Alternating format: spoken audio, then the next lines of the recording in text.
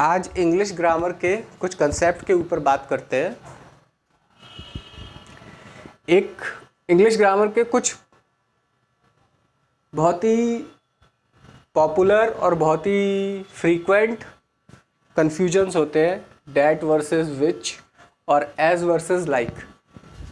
ये कन्फ्यूजन होता है लोगों को कि डैट कब यूज़ करना है, विच कब यूज़ करना है, एज कब यूज़ करना है, लाइक कब यूज़ करना है। ठीक है, तो पहले देखते हैं डैट और विच में क्या होता है।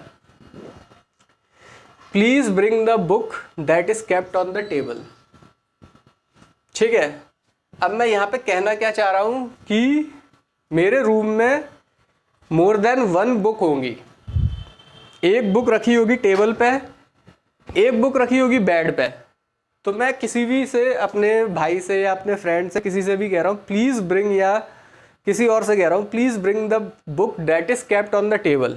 तो अब उसको समझ में आ गया कि मुझे वो वाली बुक लानी है जो टेबल पर रखी हुई है। ठीक है, तो रेस्ट्रिक्टिव हो गया।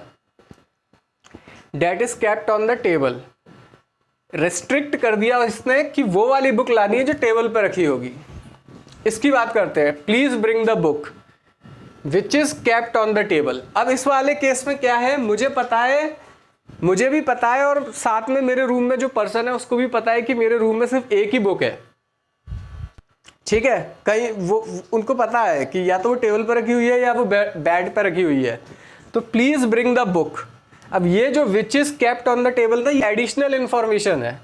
इसको मैं लगाऊं तो भी फर्क नहीं पड़ेगा, नहीं भी लगाऊं तो भी फर्क नहीं पड़ेगा। क्यों? क्योंकि हम दोनों को ही पता है कि हमारे पास बस एक ही बुक है, तो मैं उसी बुक की बात कर रहा हूँ। तो ये नॉन रेस्ट्रिक्टिव हो गया।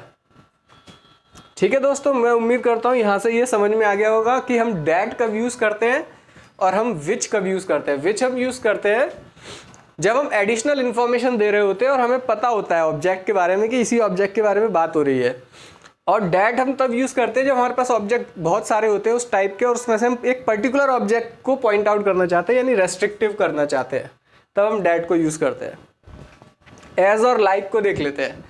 पहले हमको समझना होगा कि एक्चुअल में लाइक और एज होते क्या है। लाइक एक्चुअली एक प्रेपोजिशन है, ठीक है, और एज जो है वो कंजंक्शन है। कंजंक्शन क्या होते हैं?